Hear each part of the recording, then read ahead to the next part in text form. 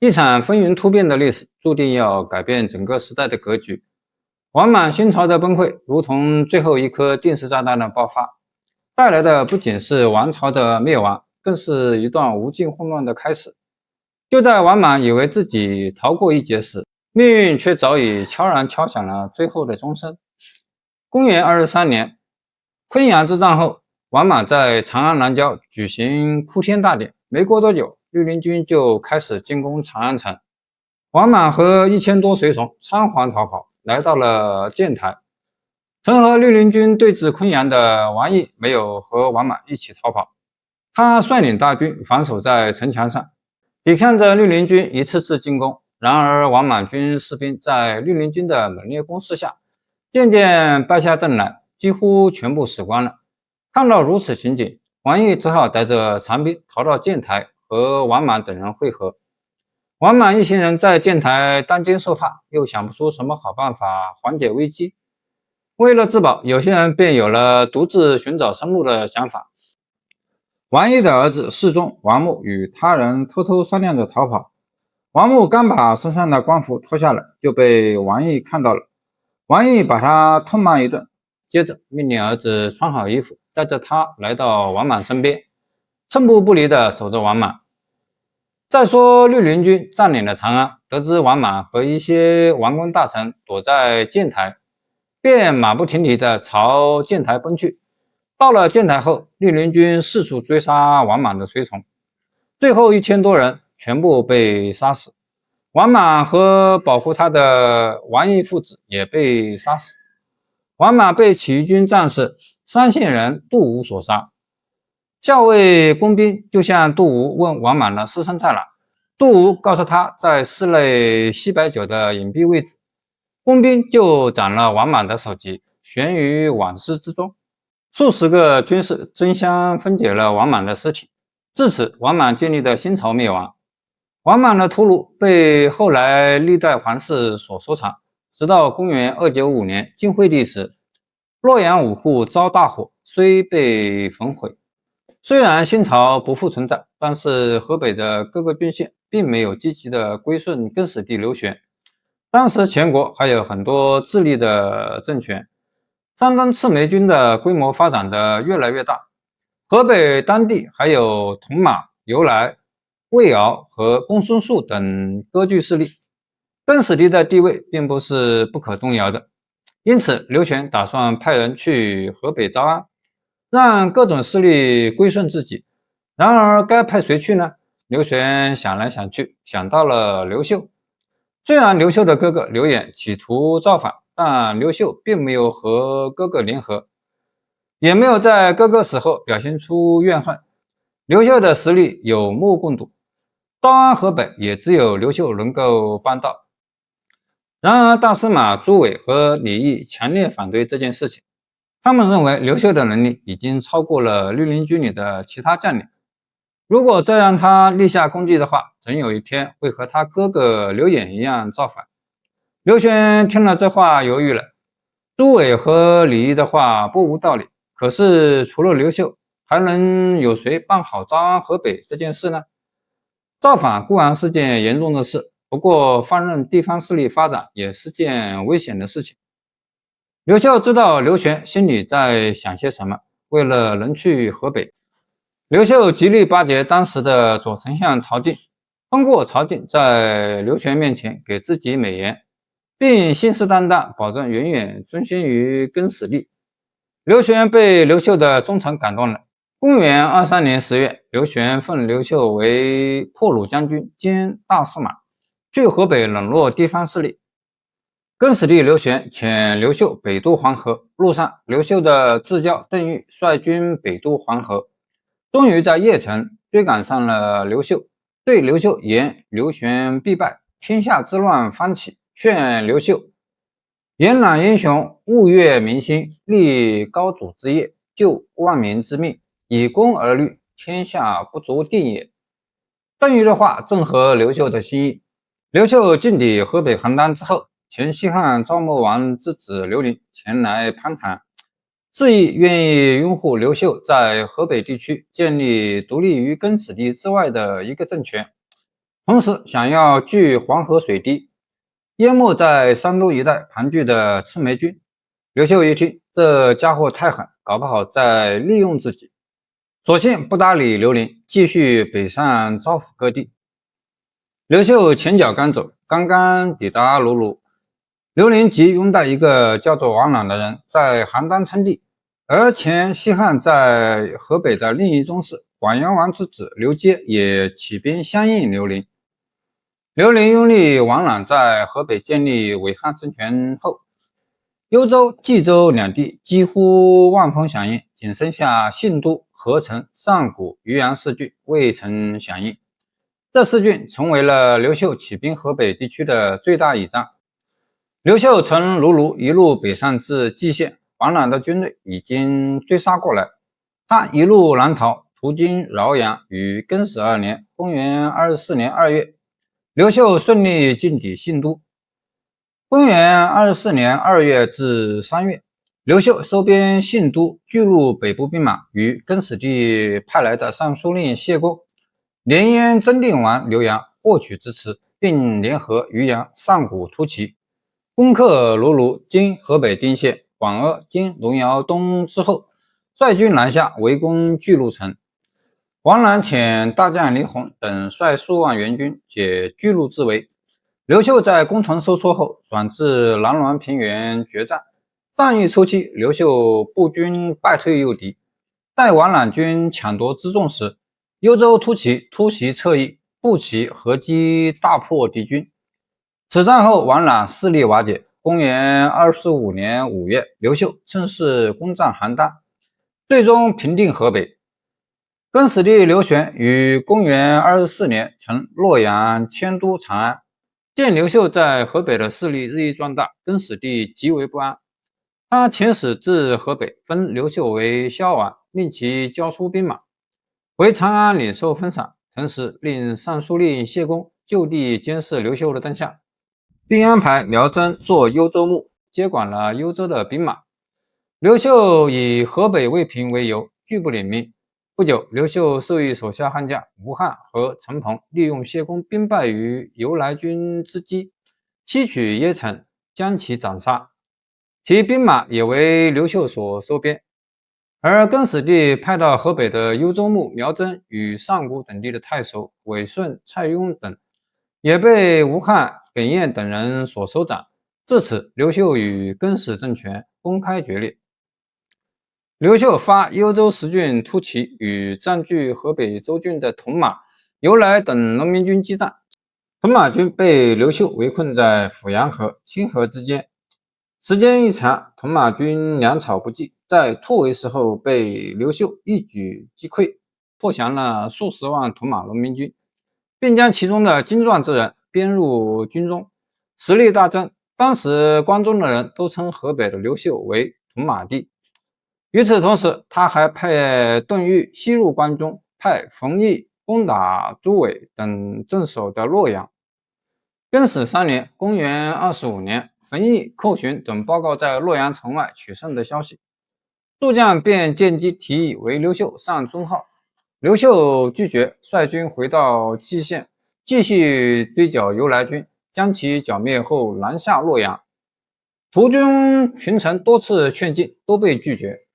直到耿纯点出了刘秀不称帝会让追随他的士大夫们失望离心的道理后，刘秀才有意听从劝进。行至郜城（今河北省邢台市博乡县），刘秀召见冯异，冯异也大力劝说。恰好这时关中余生强华，刘秀早年在太学读书时的同舍生来献赐赋符，其中有刘秀发兵捕不到，是以云集能斗也，士期之际火为主的谶语。群臣以此为据，再次劝进，刘秀终于答应。公元25年8月5日，刘秀在郜城千秋亭即皇帝位，建元建武。为了表示同心汉室之意，刘秀建国仍然使用汉的国号，史称后汉。唐末5代之后，也根据都城洛阳位于东方而称刘秀所建之汉朝为东汉。刘秀是为汉世祖光武皇帝，刘秀称帝后，于建武元年8月抵达河阳，调遣吴汉等将领包围困守洛阳的朱伟。朱伟担心刘秀因杀兄之仇而不放过他，数月都不投降。刘秀表示，举大事者不计小怨，派人向朱伟保证，如果投降，则绝不清算，官爵可保。朱伟随后投降，刘秀履行诺言，将其封为平敌将军、扶沟侯。10月，刘秀进入洛阳，定都于此。此前于公元24年，赤眉军首领在弘农（今河南灵宝）拥立15岁的刘盆子为皇帝，并且率军攻打长安，更始帝刘玄措手不及，慌忙下令军队应战。这个时候，刘秀也在河北公开和更始政权对立，刘玄腹背受敌，走投无路，只好在公元25年9月向赤眉军投降。没过多久就被赤眉军将领下令处死。刘秀闻绿林、赤眉两大起义军发生了火并，也派邓禹西入关中，以观时变。更始政权覆灭后，邓禹不纳诸将进取长安的建议，引兵转向上郡，军至夫市（今榆林东南），北地军之马岭（今甘肃庆阳西北），安定郡至高平（今宁夏固原等郡），筹建粮食，休养士卒，相机进取，直至建武2年（公元26年）正月，此间三浦大堤，人相食，城郭皆空，白骨蔽野。赤眉军数十万大军晕在长安，不日粮草即告匮乏，只得撤出长安，西走陇右，以补充粮草。邓禹才趁虚引兵入长安，结果赤眉军为割据陇右的魏敖所败。恰是严冬，逢大雪，坑谷皆满，士多冻死。赤眉军数十万大军只得东归，再次折回长安，并击败了进驻那里的邓禹军，迫使其退出长安。邓禹退至高陵，但此时的赤眉军也遭受了极大的消耗。见邓禹的西征军不利，刘裕遣冯异前往关中，代替邓禹指挥西征大军。冯异到后，邓禹联合冯异部与赤眉再战，结果再次大败。冯异只率少数人弃马步行，才得以逃回到霍坂。而邓禹则败走宜阳，冯异收拢归散的部下，坚壁清野，待机再战。不久，冯异军与赤眉再次大战于萧底（今渑池西南），双方均轻重而出，一直大战到太阳平息。在此之前，冯异提前显精壮之势，化妆成赤眉军，伏于道路两侧。此时见双方皆已力衰，作为伏兵杀出。赤眉军惊溃大败，被冯异破降者8万余人。萧底之战使赤眉军再遭重创，加之粮草已尽，不得已再次转向东南方，力图补充粮草和人马，摆脱困境。早在萧底之战前，刘秀鉴于关中大饥，营相食，而魏敖的重兵又沉于西方的局面，料赤眉必向东或南方向运动，虽遣破坚将军侯进等屯兵新安（今渑池东），建威大将军耿彦屯兵宜阳（今宜阳西），在东南两个方向堵截赤眉东归或南下之路。不久，刘秀得知冯异在萧底大破赤眉，而赤眉军主力10多万众南下走宜阳，刘秀乃亲自引大军驰援宜阳一线，与耿彦等人会合，共同阻击赤眉南下。刘秀亲率6军于宜阳前线，将大军摆开阵势，大司马吴汉精兵于最前，军中在其后，小骑兵和带甲武士分成于左右两侧。赤眉军兵士疲弊，粮草缺乏，士气低落到了极点。自萧底失败后，一路从关中折向南至宜阳，正迎面撞上刘秀部下的重兵，兵困粮乏的赤眉军根本无力再战，而后面又有冯异的大军，再回关中已无可能。在已陷入绝境的情况下，尚有10几万兵马的赤眉军被迫在宜阳请降，并向刘秀呈上了得自更始帝之术、传国玉玺和更始帝的7尺宝剑。赤眉降后，上缴的兵器和甲胄堆放在宜阳的城西，与旁边的寻耳山一样高。至此，起自新满天凤5年，纵横山东10余年的赤眉军被刘秀扼杀在了血泊之中。在与赤眉军在关中激战的同时，刘秀在关东及函谷关以东一线，派遣以虎牙将军盖延为首的诸将对梁王刘永进行了东征。刘永，西汉梁孝王刘武的8世孙，其家世代为梁王，居梁地，故在梁地素有威名，声望极大。王莽摄政之时，其父梁王刘立因结连汉平帝外戚卫士，被王莽所杀。更始帝时期，刘永复被册封为梁王，仍居旧地。后更始政权动乱，刘永虽举国起兵，以其弟刘防为辅国大将军，招揽沛人周建等豪杰为其将帅，攻下齐、山阳、沛、楚、淮阳、汝南等28城，并遣使拜董宪为义汉大将军，后又封海西王；张布为辅汉大将军，后又封齐王。更始政权败亡之后，刘永自称天子，在睢阳登基。对于刘秀来说，近在东方睢阳的刘永是对其威胁最大的军事集团。刘永所在的睢阳距洛阳近在咫尺，时刻威胁着京师洛阳的安全。自公元26年开始，刘秀先后派虎牙将军盖延和建威大将军耿彦分别平定了割据睢阳的刘永和青州的张布，特别是耿彦与齐王张布的战斗极为惨烈，城中沟堑皆满，8、90里僵尸相属。此间，刘秀还亲征海西王董宪，于桃城之战大获全胜。到公元30年，关东基本上为刘秀所定。建武3年，公元27年，刘秀拜傅俊为击虏将军，与征南大将陈鹏击破了荆襄地方的割据势力秦风，然后挥师江东，平定扬州，成为东汉的开国元勋。建武4年，公元28年8月，刘秀率军进入寿春。建武5年，公元29年，刘秀下令陈鹏、傅俊去讨伐田荣。3月，陈鹏、傅俊在南郡江陵县荆襄大败田荣。自建武元年25年到建武6年30年初，经过近6年的东征西讨，刘秀已经基本上控制了除陇右和巴蜀之外的广大中原地区，基本上统一了中国的东方，与西北陇右的魏敖、西南巴蜀的公孙述形成了鼎足之势。建武6年，公元30年4月，光武帝至长安，想联合魏敖从陇西攻蜀，魏敖反对，并派大将王元率兵占据陇底，经陕西隆县西北，阻止汉军进攻路线。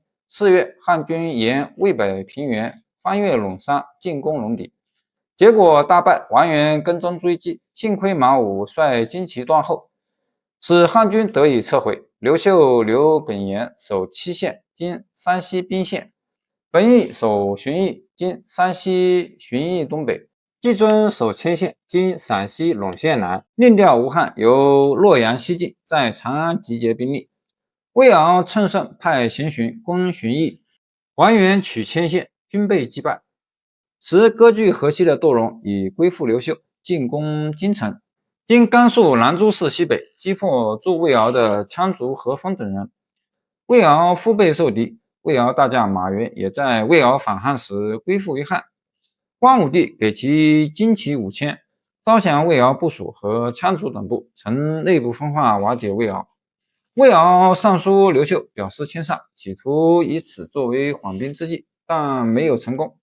随即派使向公孙述称臣。建武7年，公元31年春，公孙述立魏敖为朔陵王，出兵援陇。魏敖亲率步骑3万出西线进攻安定郡，郡治高平，今宁夏固原；进至阴架，今甘肃金川东，另派部队进攻迁县，企图夺取关中。本义、季尊分别将其击败。次年春，南西率军2000，秘密乘潘须、回中西战略阳，威胁魏敖所据蓟县。魏敖集中精锐反攻略阳数月未克。闰4月，刘秀利用士卒疲惫之际，进兵高平第一城。窦融也率河西步骑数万前来会师，汉军分路挺进陇山。招降宛亭守将刘憨等魏敖大将13人，军队10余万皆降。魏敖率残部逃奔西城，汉军占领清水郡，时值农民军余部复起，京师骚动。刘秀赶回洛阳。同年11月，陈鹏水灌西城时，魏敖部将王元、邢雄、周忠率蜀援军5000人赶到，曾高地反击，汉军措手不及，王元等突入西城。因魏敖入计，使汉军补给困难，粮食已尽，各部被迫出陇西。魏敖收拾残部，一时又夺占陇西受郡。9年正月，魏敖死，部众拥立其少子魏崇为王。建武10年，公元344年8月，耿彦寇寻，攻破高平第一城。10月，来西盖延攻破洛门，王元只身逃奔公孙述，魏存等投降，陇西至此平定。平复陇西之后，刘秀即从南北2个方向对益州的公孙述展开攻势。建武11年，公元35年3月，大司马吴汉率荆州兵6万，马5000匹于荆门与陈鹏会合，沿长江西上入蜀。来西盖延率驻军自陇西南下，攻河池入蜀。南线陈鹏军溯江西上，攻克荆门，俘虏陈训，斩杀任马，田荣退守江州，经四川重庆市北。陈鹏虽由三峡，长驱直入江关，沿途军线皆投降归附，大军直破江州。建武11年，公元35年6月，北路来西军大败王元、黄安军，攻破下汴，经甘肃成县西北，河池挺进蜀中。公孙述派人刺杀来西，刘秀乃派将军刘禅继续率军南下。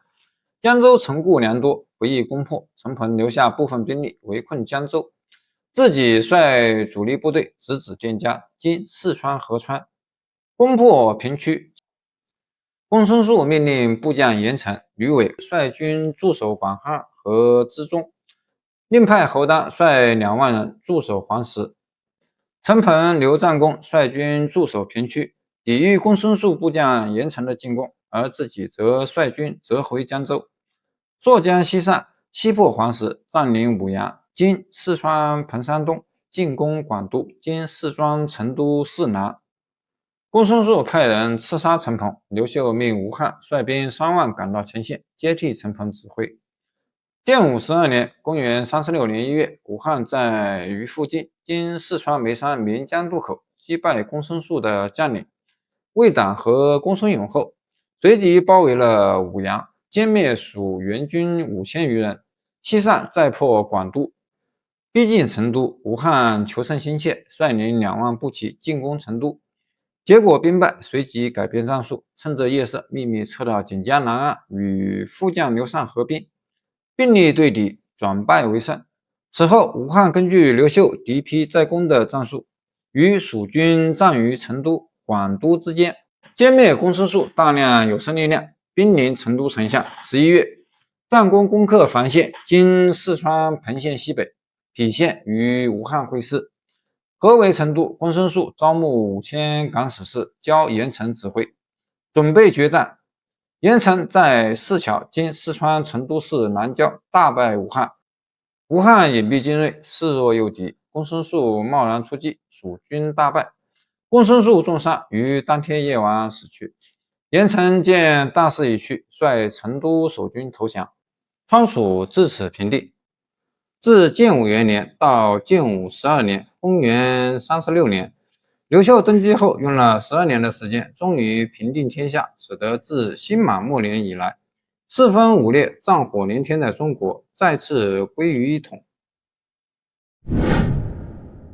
乱世之中，英雄辈出，有人趁机称帝，有人图谋割据，而也有人选择将一生献给守护国家的疆土与百姓。他出身名门之后，却白手起家；他历尽风雨战火，却始终胸怀忠义。他就是东汉名将马援。一个让光武帝都由衷佩服的传奇人物。王莽新朝末年，全国战乱，硝烟四起。当时的魏将军王林是王莽的堂弟，为了帮哥哥巩固政权，王林开始在全国招募骁勇善战的人才。扶风茂林（今陕西信平东北）有2个人被王林选拔出来，他们是马援和袁绍。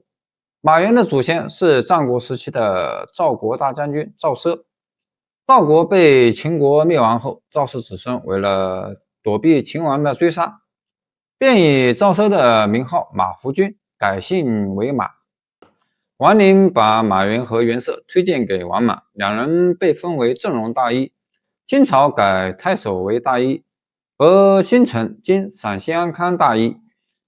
清朝灭亡后，马援和哥哥马援跑到凉州躲避战乱。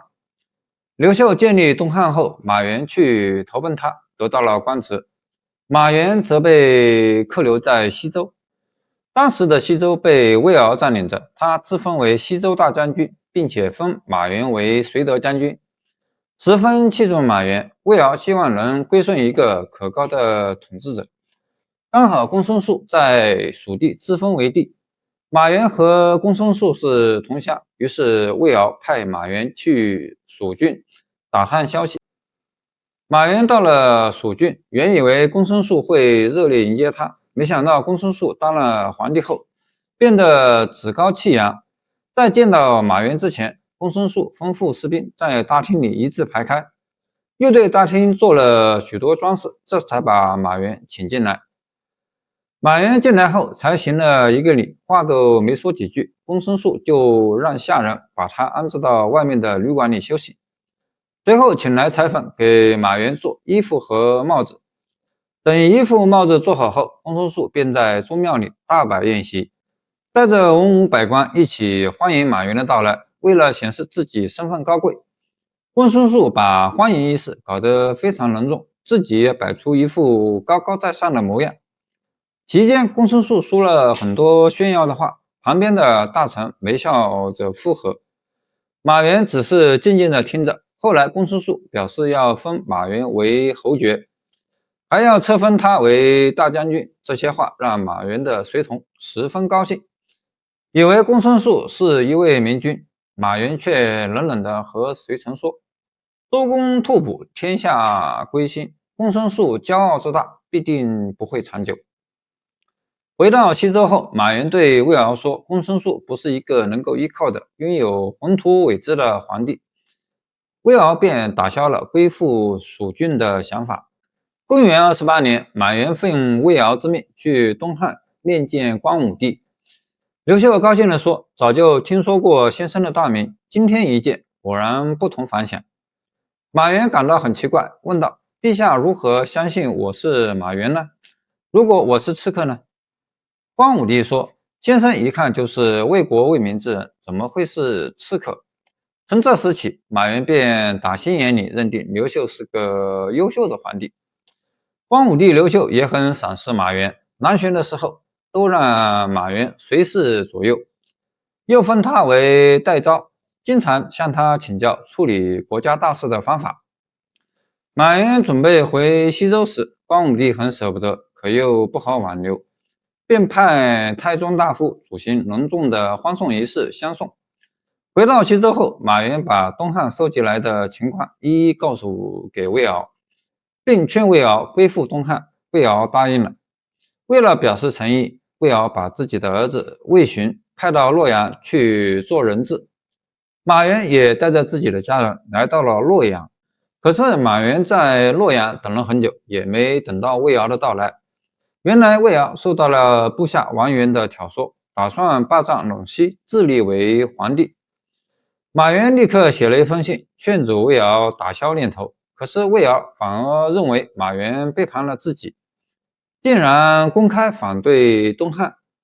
马援无奈之下，只好给光武帝上了一份奏章，说自己本是遵循魏敖的指示前来依附汉朝，对光武帝忠心耿耿，愿意为东汉拼尽全力。可如今魏敖被奸人引诱，与汉朝为敌，还迁怒于我，令我十分伤心。如果光武帝不嫌弃我，就让我留在东汉吧。光武帝被马援的诚心感动，就把他留在了洛阳。后来光武帝同魏敖作战，都是马援在出谋划策。魏敖打不过东汉的军队，干脆跑到蜀郡和公孙述合作，共同对抗汉朝。公元32年，魏敖进攻略阳，城中守将拼死抵抗，刘秀率领众军前去增援。将士们认为应该在远处扎营，否则离得太近会有危险。恰好马援也带军赶来，刘秀急忙问他有什么好办法。马援把当时的情况分析一通后，果断决定在第二天早上围攻略阳城外的魏敖军队，打他们一个措手不及。果然，魏敖的军队在汉军的猛烈进攻下四处逃散。魏敖趁机跑出包围圈，这次交战给他带来巨大损失，魏敖的势力再也没能恢复过来。公元33年，马援被封为太中大夫，带领将士们收复了凉州。郡人虽推举他为凉州地方官。公元35年，马援担任陇西太守。这一年夏天，羌族侵犯中原，马援率领3000骑兵迎战，俘虏了8000多敌人，追回了被羌族人抢走的粮食和牲畜，但他自己也受了伤。汉光武帝赏赐了很多财物给他，还写了一封诏书表彰他的功绩。公元36年，光武帝率军进攻蜀郡，公孙述在战争中受了重伤，不久就死去了。蜀地终于归入东汉管理之中，长久的分裂战乱终于得以平息。马援在光武帝一统中原的过程中做出了很大的贡献，不过他没有因为自己功绩显著而骄傲自大，对待下属和奴仆永远是谦恭和睦的样子，还鼓励下属官员监督自己的工作。因此马援在朝中的人缘很好，名望也高，加上他足智多谋，自然得到了光武帝的赏识和重用。公元41年，交趾郡发生叛乱，马援向皇帝请命，要求出征。刘秀任命马援为伏波将军，率军自荆州出发，经贵阳、合浦南下，进入交趾（今越南北部），沿途整顿兵马，穿越山川险阻，最终围攻叛军曾策、曾二的大本营黎陵。经过激战，攻破城池，曾策、曾二二姐妹自尽。战后，马援修复城邑，安抚百姓，使交趾重新归附东汉，南方局势恢复安定。消息传到了洛阳，光武帝册封马援为新息侯，赏赐了大批财物，还散发了很多钱财给士兵。等到马援带领大军胜利回朝后，光武帝又赏给他一辆制作考究用来应战的马车。公元47年，武陵今湖南常德西有一个名叫武西蛮的部落发兵攻打东汉。当时马援已经60多岁高龄了，光武帝便打算找别人带兵出征，没想到马援得知消息后，穿着全身铠甲，急匆匆跑到大殿，站在皇帝面前说：“老臣还有能力带兵打仗，然而志在四方，就请皇帝准许我为国家做最后一份贡献吧。”马援全副武装的样子，看不出一点年老力衰的迹象。光武帝再一次佩服他，就答应了他的请求。马援不负众望，成功凯旋。可是他自己却在路途中患了一场大病，没多久就去世了。东汉的开国功臣，马援可以算得上其中一位。他的大半生都是在战争中度过，一腔热血为国家，值得后世人们学习和敬仰。马援进入东汉朝廷时，全凭自己个人的能力，他没有找人推荐自己，也不屑于阿谀奉承，靠着实力一步步爬上高高的位置。即使位列高官，依然是一副平易近人的模样，实属难得。大漠孤烟，风卷长沙。千年前的丝绸之路上，曾有一位中原使者，率区区36人踏入了匈奴与诸国皇室的险境。夜半火起，鼓声震天，他以一骑焚营，令西域群雄闻风丧胆。此人非将门之后，却以智勇之名征服36国，让汉朝的锦旗再度飘扬于天山以西。他是谁？他就是投笔成戎、立功异域的传奇人物班超。班超的哥哥班固和妹妹班昭为撰写《汉书》做出了很多贡献。班超同样也有一番丰功伟绩。哥哥班固被汉明帝封为校书郎后，班超就和母亲在洛阳住下了。班固虽然是南台领史，其实工资并不高，为了补贴家用，班超从官府里找了些抄写书稿的工作来谋生。这份工作不但乏味，还要求不能出一点错。班超每天都累得半死，有时候他会在抄书过程中突然把笔一丢，大声说道：好男儿志在四方，怎么能困在屋子里写书呢？可惜班超当时没有官职，很多人听到他的感叹后都嘲笑他。班超不服气地说：将来我要带兵打仗，驰骋沙场。自汉武帝以来，公元38年，沙车和上上派使臣来洛阳给光武帝朝贡，并请求他给西域派遣军队。当时刘秀正忙着消灭地方割据势力，没有多余时间和军队去管理西域。沙车和上上使臣只好失望而回。公元45年，西域16国的国王都把自己的儿子派遣到洛阳，随侍在光武帝左右，希望光武帝能答应他们派兵保护西域。刘秀还是拒绝了。西域各国没有办法，为了保护自己的国家，国与国之间发生了战争，匈奴也参与进来，并逐步控制了西域各国，实力得到了巨大的增长。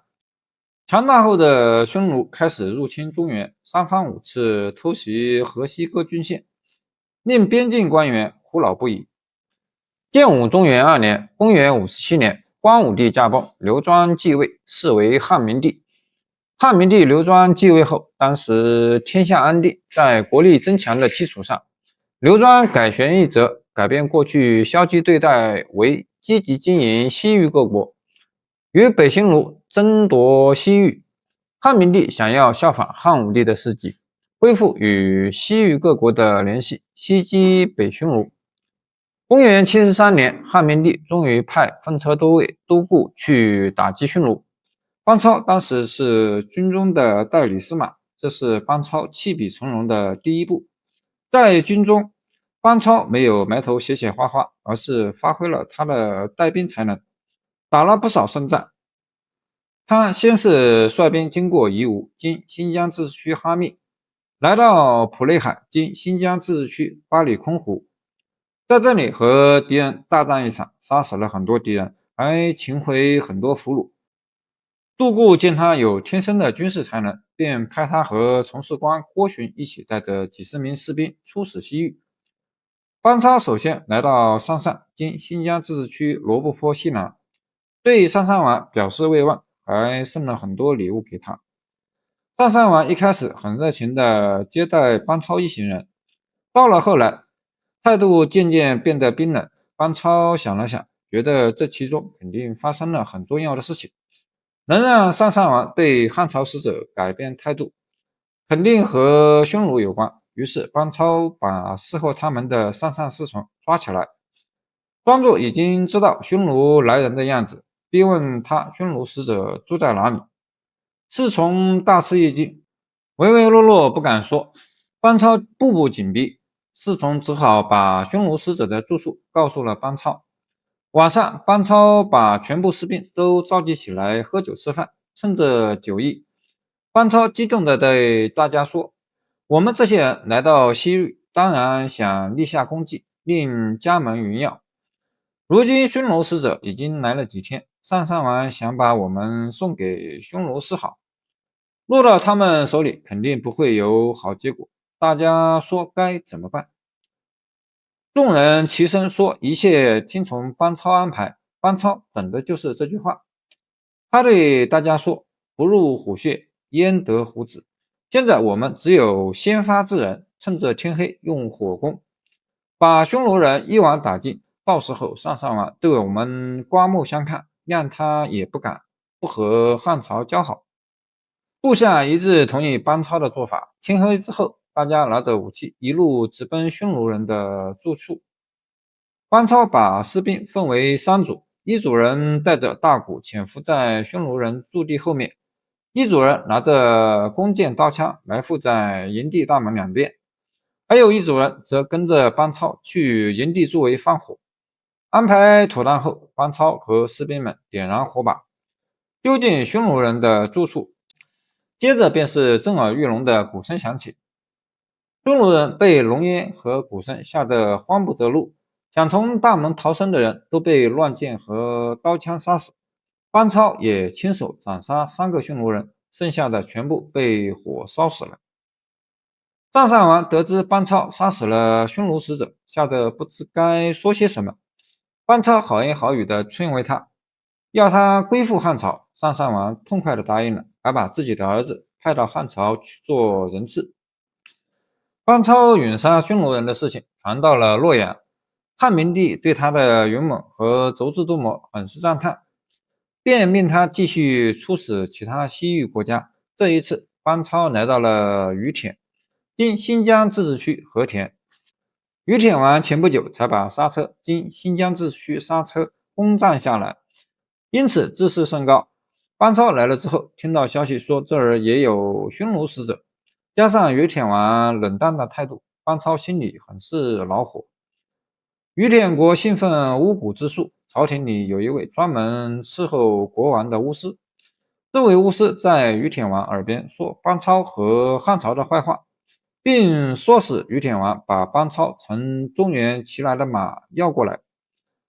于阗王听信了巫师的话，问班超要那匹马，班超想也没想就答应了，但是他要求巫师亲自来拿。等巫师来了之后，班超就命令左右两边的人把他摁住，然后抽出佩剑砍下了巫师的头。随后班超把巫师的头颅献给于阗王，还和他说了很多小以厉害的话。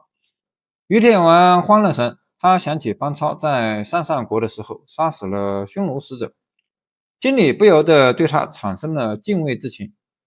于是于阗王命人杀死了留在国内的匈奴人，并表示永远归附汉朝。这以后，班超的名字在西域各国如雷贯耳。说服于阗国后，班超又来到了苏洛国。此时的苏洛国已经被龟兹国占领了。龟兹国仗着有匈奴撑腰，杀死了苏洛国的老国王，从自己国家找了一个叫多提的人立为苏洛国的国王。班超秘密来到苏洛国，先是派人去招降多提，可是多提一点儿也不合作，还准备杀死班超的手下，结果被抓到班超面前。班超找来苏洛国的大臣们，他们可都是正宗的苏洛人，恨透了龟兹国。班超便从这点入手，终于让他们和自己结为同盟。之后，大臣们宣布废掉多提的王位，让前任苏洛国王的侄子当了国王。新国王上任后，第一件事就是宣布和汉朝交好，而且他还听从了班超的请求，没有杀死多提，对外宣布汉朝的威德。公元75年，汉明帝驾崩，举国哀悼。燕齐国经新疆自治区燕齐趁机起兵，杀死了西域都护陈穆。班超所在的苏洛国也遭到了龟兹国和郭沫国经新疆自治区温宿、阿克苏一带的进攻。幸好班超和苏洛国顽强抵抗，才没有让敌人得逞。汉章帝继位后，朝廷怕班超一个人在西域会遭遇不测，便下旨召他回来。听到这个消息后，苏洛国和于阗国的臣民惊恐不已，害怕匈奴会在班超走后再次入侵。班超心里也不愿意回朝，他还有更伟大的志向等着实现。于是他留在苏洛国，继续率兵抵抗郭沫国的进攻。汉章帝为他的气节所感动，派了1万人马前去帮助班超。经过一番苦战，郭沫军队被打败了。后面几年，班超又参与了镇压刹车的战争，取得完胜，令刹车归附汉朝。从此以后，班超在西域的名望越来越大。在平定西域各国的过程中，班超还给汉章帝上书，提出了以夷制夷的策略，得到了汉章帝的认同。班超一直在西域待了31年，平定了一次次西域战乱，粉碎了匈奴的阴谋，保证了汉王朝的兴盛和安定，同时也促进了西域和中原的来往，让汉朝和西域各国的经济文化得到发展，也为世界人民的友好往来做出了重大贡献。在东汉的宫廷深处，一个宦官的名字注定被历史铭记。他既是权谋的参与者，也是文明的缔造者。一次偶然的河边邂逅，让他发现了改变世界的灵感。然而，这位被后世尊称为至圣的蔡伦，在荣华与权势的顶点，却为何以自尽谢罪？这一切究竟是命运的捉弄，还是历史的必然？蔡伦字敬忠，是贵阳郡人。蔡伦进宫成为宦官后，很快就成低等级的小黄门宦官的一种职称，升迁至黄门侍郎，专门负责宫内宫外的事务传达。王侯如果想进宫拜见皇上，也要经过他的引导。宴会上的座次安排也是蔡伦负责。当时章帝后宫有一位宋贵人，他的儿子刘庆本是太子，可是窦太后不喜欢他，蔡伦便献计给窦太后，逼迫宋贵人自杀，把太子贬为亲侯王。随后窦太后找了个借口，把另一位妃子梁贵人贬为平民。而梁贵人的儿子刘肇则被窦太后立为太子，并且由窦太后亲自抚养。公元88年，汉章帝去世，年仅10岁的刘肇成为汉和帝，由窦太后执掌朝政。蔡伦因对窦太后有功，不久就升任为中常侍，专门料理和帝的衣食起居，还参与朝廷事务的决断。公元97年，窦太后去世，和帝开始掌权。公元102年，和帝立邓绥为皇后，蔡伦很快便成为邓皇后的心腹。邓皇后喜爱写字画画，蔡伦便向皇帝上书，请求担任上藩令。皇帝答应了。上藩令是专管宫廷手工作坊和器具物件的官员。邓皇后习字绘画的工具都要经过蔡伦的细致检查。有一次，蔡伦去民间手工作坊视察，看见河边有一位妇女把丝絮铺在薄竹席上，再把竹席浸入水中来回晃荡洗涤。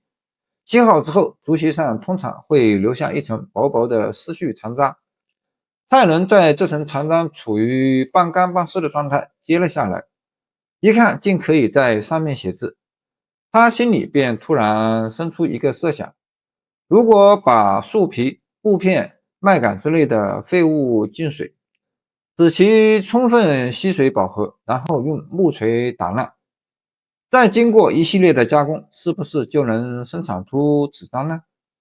讲到这儿，蔡伦急匆匆赶回宫中，连忙命宫廷作坊收集原材料，又是煮又是锤，试炼了好多次后，终于造出了纸。随后，蔡伦把制出来的纸连同制作工艺一同进献给汉和帝。和帝一看非常高兴，命令全国大力开发。因为原料简单，容易寻找，制作工艺也不复杂，这种纸很快就得到了全国百姓的推崇。为了纪念蔡伦的造纸术，人们把他制作出来的纸命名为蔡侯纸。其实早在西汉时期，我国就已经有了纸张的生产。魏晋南北朝时期，纸张的使用范围波及全国，造纸技术也比以前先进了很多，造纸原料也变得多种多样，纸张的名字更是令人眼花缭乱，有竹帘纸、藤纸、鱼卵纸等。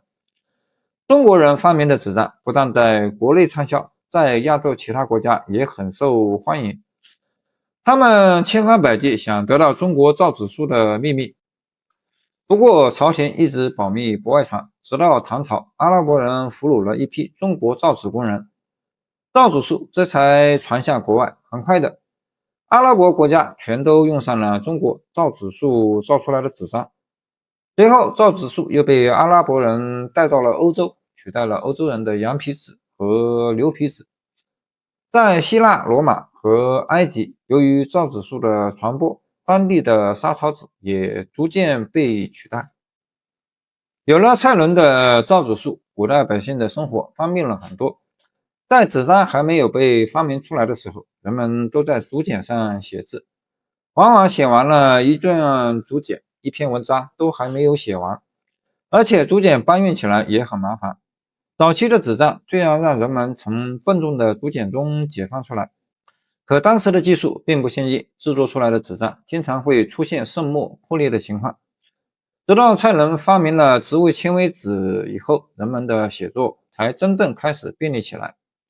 蔡伦的造纸术和指南针、活字印刷术、火药并称为古代四大发明，它们是中华民族引以为傲的宝藏，为世界文化的发展和传播做出了重要贡献。汉和帝死后，年仅几个月大的太子继位，可惜没多久也死了。邓皇后便找来和帝的侄子清河王刘庆的儿子刘祜做皇帝，这便是汉安帝。朝政暂时由邓太后把持，蔡伦被封为伦廷侯。公元119年，蔡伦升任长乐太仆，文武百官对他十分敬畏。然而好景不长，公元1211年，邓太后驾崩，汉安帝执政。因为蔡伦曾和窦太后一起陷害过安帝的祖母宋贵人，还把安帝的父亲从太子贬为清河王。蔡伦知道安帝不会放过自己，索性自杀谢罪。东汉的宫廷深处，权力的漩涡从未平息，有人身披锦绣，满门显赫，却在权势的巅峰一步步走向灭亡；有人手握兵符，却不敌一纸圣旨与一碗毒酒。自光武中兴以来，外戚与宦官的斗争贯穿了整个东汉的命脉，而这一切的高潮，正是从一个名叫梁冀的人开始。一个权倾天下，连皇帝都要忌惮3分的大将军，他是如何让天下为之颤抖，又是怎样一步步走上绝路？东汉建立后，汉光武帝为了维持国家的稳定，采取柔和政策管理贵族士大夫阶层。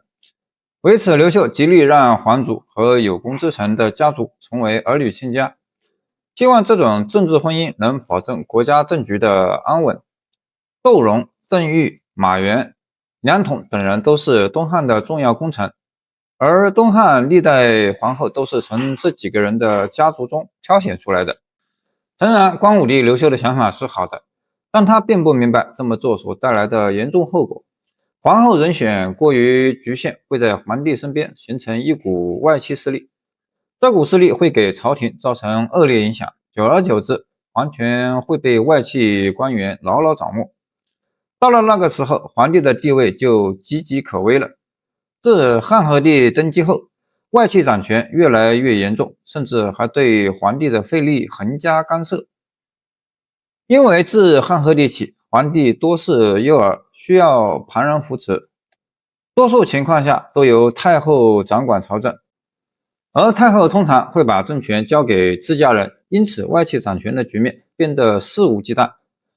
为了自己的利益，这些外戚还会在皇帝驾崩后随意选择一个皇族孩子登基，就是为了把政权牢牢握在手里。梁冀的高祖是功臣梁统，梁统因帮助刘秀建立东汉有功，被封为成义侯。光武帝还把自己的女儿嫁给梁统的儿子。从这之后，梁家宗族的女孩子便有了参选皇后的资格。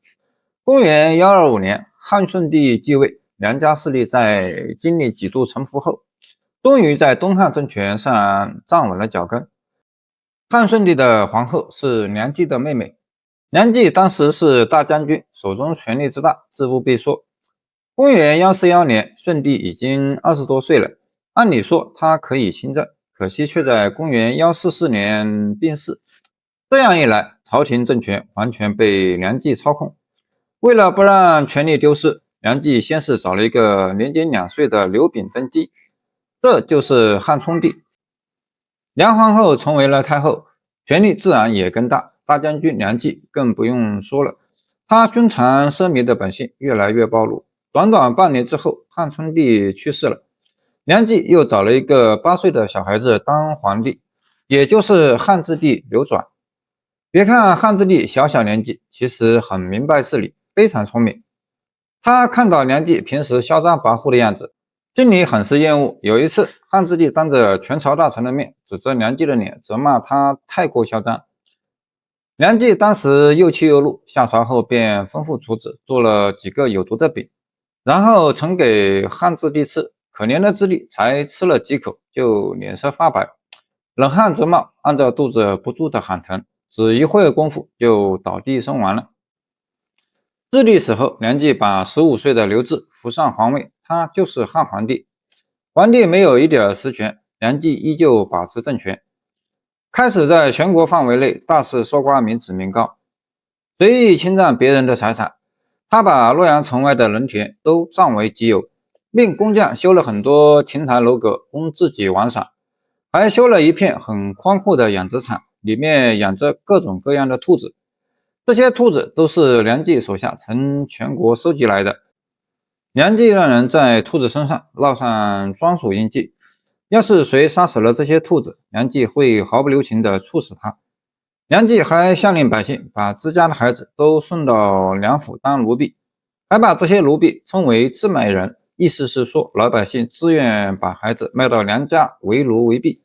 为了尽可能多搜刮一些钱财，梁冀派人挨个把东汉的富翁都抓起来，逼迫他们把钱交给自己，要是有谁不肯的话，就胡乱立个罪名处死他。曾有一个叫孙奋的有钱人，梁冀问他要5000万贯钱，孙奋不给，梁冀立马就火了，先是抓走了孙奋的母亲，又诬陷孙家偷了梁家很多钱财珠宝，接着把孙奋也抓起来，关在牢里严刑拷打。孙奋坚持不了多久就冤死了，他的财产也全部落入梁冀手中。梁冀就这么横行霸道了20多年，不但祸害了很多老百姓，还诛杀了很多朝廷重臣，引得全国有志之士奋起反抗。汉皇帝迫于无奈，不得不听梁冀的话，还册封梁冀的小妹妹为皇后。可是没几年，年轻的梁皇后就死了，皇帝便打算立自己喜爱的邓贵人为皇后。梁冀不同意皇帝的做法，暗中派刺客去杀邓贵人的母亲，没想到刺客反被捉住了。皇帝一审问，便得知是梁冀背后指使，气得火冒三丈。这一次，汉皇帝终于忍无可忍，他在宫中召集了5名宦官，这几个宦官平日都很憎恨梁冀。接着，汉皇帝调动军队，把梁府围个水泄不通。梁冀躲在家里不敢出去，但是军队随时都可能冲进来。梁冀终于明白大势已去，汉皇帝绝不会放过自己，于是他颤抖着双手拿出毒药，全部吃了下去。梁冀死后，朝廷内外反应各不相同，老百姓和有志之士欢呼雀跃，梁家的官员大臣一个个面如死灰，他们再也没有权势可以依靠。汉皇帝一不做二不休，把梁冀的家人和亲戚全部处死，把梁家在朝廷当官的人全部免职，有些犯了大罪的人直接拖出宫门斩首。大清扫行动结束后，东汉朝廷差不多少了300多名官员，全部都是梁冀的亲信，由此可见梁冀的势力有多么庞大。汉皇帝把梁冀占领的田地全部还给老百姓，还把那5名宦官分别册封爵位。从这时开始，宦官代替外戚开始掌权朝政。那是一个黑暗的时代，宫墙深处，权力被宦官攥在手中，忠臣的血洒满了朝堂。有人在金銮殿上怒斥奸佞，却换来囚笼与枷锁；有人在牢狱中咬碎牙关，誓不屈服。百姓的呼声，太学生的抗议，士大夫的悲歌，像燎原之火，点燃了东汉最后的良知。可他们没想到，这场由正义引发的抗争竟会演变成一次史无前例的血腥清洗。党锢之祸，谁才是真正的叛逆？谁又是被时代吞噬的牺牲者？一场关乎信念与权力的较量即将揭开序幕。汉桓帝时期，社会动荡不安，朝廷腐败，宦官和外戚两股势力争斗不休，最终给东汉王朝带来了灭亡。宦官当道，文武百官自然也不会尽心尽力为国家出力，很多人都想方设法巴结宦官，希望能得到一官半职。正直的太学生和各郡县学生气愤不已，他们满怀报国之志，却被腐坏的社会风气阻挡在外。学生们为了发泄心中的不满，向统治者抗议，要求改革国家政治。一些正义的官员也加入学生抗议的行列中。这些人对国家政策和皇帝执政能力提出质疑，要求朝廷罢免贪官污吏，废除宦官职权，重用青年之士。早在汉顺帝时期，就有一些人反对外戚和宦官专权，但这些有志之士的力量不足以影响到全国。在顺帝之前，也有不少忠良劝谏皇帝削弱外戚势力，可惜皇帝没有采纳他们的意见。到皇帝登基后，大将军南骥肆意玩弄政权，引起诸多百姓和官员的不满。就在那个时候，很多太学生和官员开始投入到反对外戚和宦官的阵营中来。眼看东汉王朝就要毁在宦官手里，太尉陈蕃、司空刘茂急得不得了，两个人一同写了奏折呈给汉皇帝，希望皇帝能制止宦官胡作非为，不准他们干涉朝政。可是皇帝压根就不听陈蕃和刘茂的话，把他们痛骂一顿，赶了出去。刘茂吓得不敢再上书，陈蕃不畏强权，再三请求皇帝以国家大局为重，还列举了前朝申屠嘉、耿宣两人的事迹，希望皇帝能够赦免被关押在监狱里的政治官员。皇帝仍然对陈蕃的话不理不睬。可是陈蕃上书的事情已经传遍了宫廷，宦官得知后恨得咬牙切齿，碍着陈蕃是重要功臣，他们心里有些畏惧，便把害人之心转到其他小官员身上。一时间，朝廷大臣叫苦不迭。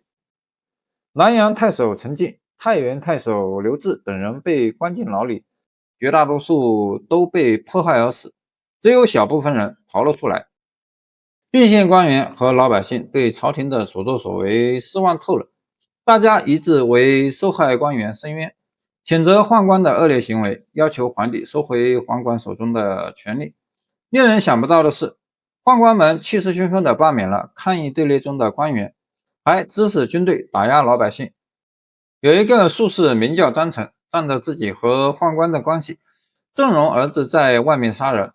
河南尹李英把张成的儿子抓捕归案，本来应该判处死刑，可案子还没结束，朝廷大赦天下的诏令就颁布了。张成嚣张的大声喊着：“这下看谁还敢杀我儿子！”李英气得火冒三丈，称张成的儿子是故意犯罪，想借大赦逃脱惩罚，更应该处死他。之后也不管别人劝阻，亲自带着张成的儿子来到刑场。看到刽子手砍下犯人的脑袋，这一下可不得了了。张成跑到宫里大哭大闹，宦官为了给他出气，找了很多莫须有的罪名安在李英头上，最后李英也被抓进了监狱。愤怒的百姓和官员再也坐不住，开始组织声势浩大的示威活动。从这之后，宦官和大臣的激烈斗争开始了。宦官把那些皇帝的皇后是杜武的女儿，杜武也看不惯皇帝的做法，加上党人在狱中表现出来的正直气节，令几个审判宦官感动不已。杜武便请求皇帝对党人网开一面，那几个宦官也不再对党人动用大刑，而是尽可能的照顾他们。李英恨透了赵京、侯览那些宦官，为了报复他们，他在受审时故意把宦官的亲信说成是自己的亲信。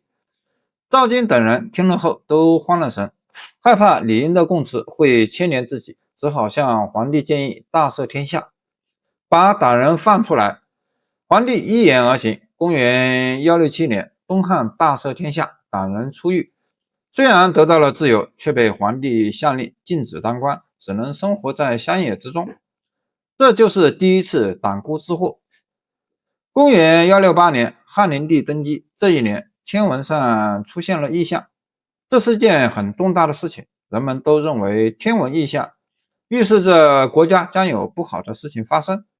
大家一致把矛头对准了宦官。窦武等大臣聚在一起，打算趁这个机会把宦官一网打尽。正在他们秘密策划的时候，不知道是谁走漏了风声，宦官提前得知了杜武等人的计划，先一步发起攻势。他们逼迫窦太后和汉灵帝把玺印都交出来，然后用皇帝的名义抓捕杜武、陈蕃众位大臣。官员们奋死抵抗，混战中，陈蕃不幸被杀，杜武被俘，最后也被杀害。